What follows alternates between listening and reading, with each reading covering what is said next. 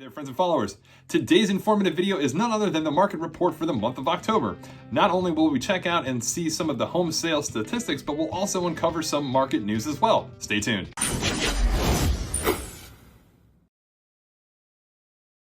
So yes, as always, welcome back. So as we get underway into the holiday months, one detail that I have noticed in past years is where some of the home sale activity may dwindle due to holiday obligations or just simply with people with a lot on their plate this time of year. Anybody that does remain out in the marketplace looking to buy or sell are generally the motivated and serious individuals, with in some cases having to move out of necessity or obligation versus that of pleasure or leisure. On the flip side, however, we do see a spike in activity as we find a lot of northerners and snowbirds come back down to the Central Florida area in pursuit of a second or vacation home. All in all, let's see where we finished up in the month of October. Looking at single-family home sales in the Ocala, Marion County area for the month of October, starting, of course, with closed sales. Closed sales, we did see up 733 closed homes versus that of September's 686. This, of course, being a 22% increase over October 2020, where we only saw 599 homes closed. Sales volume as a whole, we did see up $210 million over versus that of September's $208 million. Average sale price we did see come down a bit, $287,000 average sale price versus that of September's $303,000. Median time to contract between getting your home out on the market to getting it pending under contract, we did see at a steady 11 days, as well as the average list price received for these homes going on the market remaining an even 100% in the month-to-month transition. Jumping over to the inventory side of things, pending sales, we did see down just slightly, 724 pending homes in the month of October versus 773 in September. New listings, we did see down slightly, again, 724 new listings on the market versus September's 757. And active inventory as a whole, we saw take another slight hit, coming in at 900 active homes for sale versus September's 921.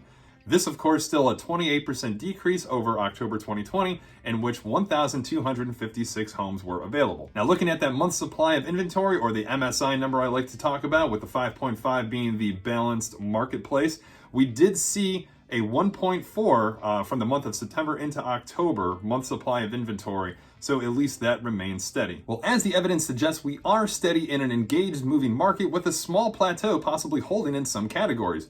Whereas the inventory and availability of homes could be a bit more plentiful, it will be interesting nonetheless to see how we fare as we get ready to close out 2021. Now, jumping on over to some marketplace news brought to you, of course, by FloridaRealtors.org. Glass for windows in new construction homes is the latest item to be added to supply shortage lists. Now, according to a recent survey, nearly 2/3 of builders cited that windows were their biggest material shortage, spilling over into other aspects of the industry, including everything from decorative windows to shower glass doors. Because manufacturers have moved operations overseas in China, Mexico, and India, traditionally exporting the most glass and stone items to the United States, window delays could range from 4 to 15 weeks, though some are stretching up to as much as 45 weeks to obtain materials. The glass shortage is said to have especially affected the supply of glass jars and bottles, contributing to rising prices in the grocery products lately as well. Up next, as international buyers return to the United States marketplace, the question is posed, will new bidding wars emerge? South Florida real estate agents are bracing for a new wave of international buyers to flood the South Florida real estate housing market as a result of the Biden administration easing pandemic-related travel restrictions earlier set in place. It is said that foreign buyers make up about 5% of the dollar volume of sales here in the state, and observers expect that with the travel restrictions now being lifted,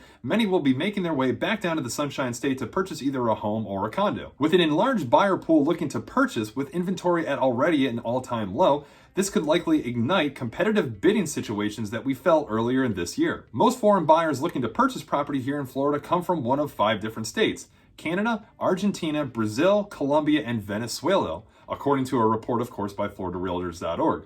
South Florida being the most popular of the area, with getting about 52% of buyers, also noted in the report. Some real estate agents and brokers have reported already beginning to get calls from these international buyers, with inquiries coming from buyers in India, Europe, and Finland. And lastly, smokers beware. Some South Florida condominium HOAs are snubbing out smoking in outdoor spaces. A certain Fort Lauderdale condominium community recently passed a no smoking resolution into their bylaws, and it encompassed the entire club area, including outdoor facility areas. Met with some backlash, a small group of individuals vocally opposed the ban and continued to smoke at the community pool despite numerous requests to stop. Now, smoking has been banned indoors in condominium common areas for some time.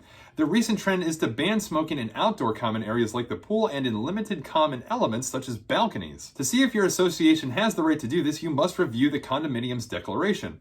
If allowed, you will need to be voted by a certain majority of unit owners. If all of these conditions are met, the ban certainly goes into effect. Generally, if a community rule is reasonable, it can be upheld if challenged in a court system. A smoking ban, even outside on a balcony or in a pool area, would likely be found to be reasonable because of the well-known health issues related with secondhand smoke. The logic would apply to similar activities such as pipe smoking and vaping, and the situation becomes further complicated of the rising use of medical marijuana.